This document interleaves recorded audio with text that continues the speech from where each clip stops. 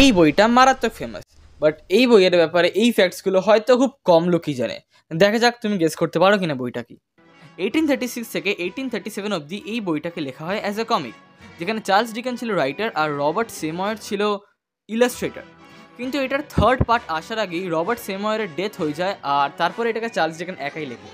মানুষের এত ভালো লাগে তার লেখাটা যে তারা ভুলে যায় এটা একটা কমিক ছিল, তারপর থেকে এটাকে তারা অ্যাজ আ নভেল ট্রিট করে। এই বইটা একটা ক্লাব নিয়ে বই, মানে একটা লোক, তার কিছু বন্ধু আর তাদের একটা ক্লাব অ্যাসোসিয়েটেড। বইটা এতটা ফেমাস হয়ে যায়, এতটা সেলিব্রিটি হাইপে চলে যায় বইটা, যে মানুষের সত্যিকারের ওই ফিকশনাল ক্লাবের নামে চিঠি লিখে ফেলতে থাকে। তারা এক্সপেক্ট করে যে হয়তো সেটা সত্যিকারের আছে। অনেকেই হয়তো গেস করতে পেরেছে কি, আর যারা পারেনি ফর দেম, এই বইটার নাম হচ্ছে দি Pickwick papers.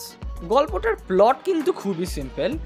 Mister Samuel Pickwick নামে একজন ছিল যে তার ক্লাবকে একটা এক্সপ্লোরিং ক্লাবে কনভার্ট করে, আর সে তার 3টে বন্ধুকে নিয়ে ইংল্যান্ড আর তার আশেপাশের জায়গাতে ঘুরতে বেরোয়, যেখানে তাদের মারপিট, বিয়ে, ডুয়েল, জেল খাটা, কোর্টরুম ড্রামা, অনেক কিছু আছে। আমাদের এই self proclaim philosopher mister Samuel পিকউইকের কী হয়, তার ক্লাবের কী হয়, আর তার বন্ধুদেরই আলটিমেটলি কী হয়, সেটা জানার জন্য এই বইটা অবশ্যই পড়তে হবে। ভিডিওটা ভালো লেগে থাকলে লাইক আর শেয়ার করতে ভুলবেন, আর এরকম আরও বই রিলেটেড কন্টেন্ট পাওয়ার জন্য চ্যানেলটাকে সাবস্ক্রাইব করতে ভুলো না। Thank you.